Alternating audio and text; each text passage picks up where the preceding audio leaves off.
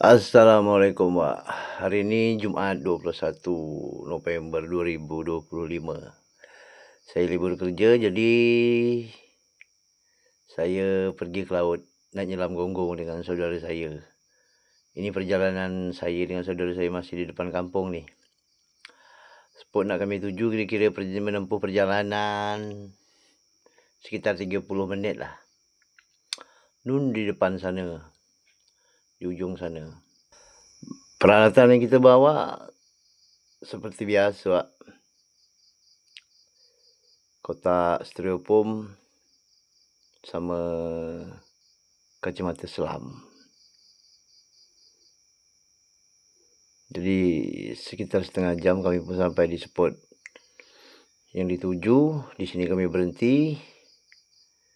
Saya ambil video sekejap, spill sikit. Itu nama pulau kapal, ini Gunung Bintang. Ini nama dia Kelong, Pak. Kelong Pantai namanya. Ikon Pulau Bintan dia Gunung Bintan. Itulah, Pak. Adalah 2 jam gitu, Pak. Kami nyelam, inilah hasil yang saya dapat. Separuhnya udah saya salin ke dalam petak sampan. Jadi ini kami menuju arah jalan balik. Petang suasana ini seperti ini, Pak.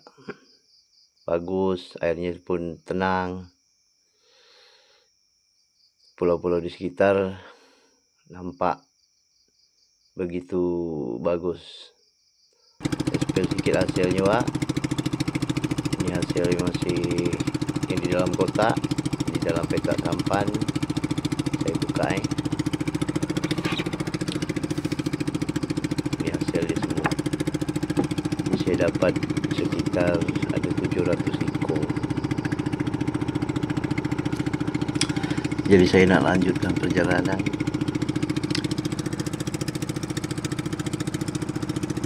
menuju kampung. Inilah perjalanannya, Pak.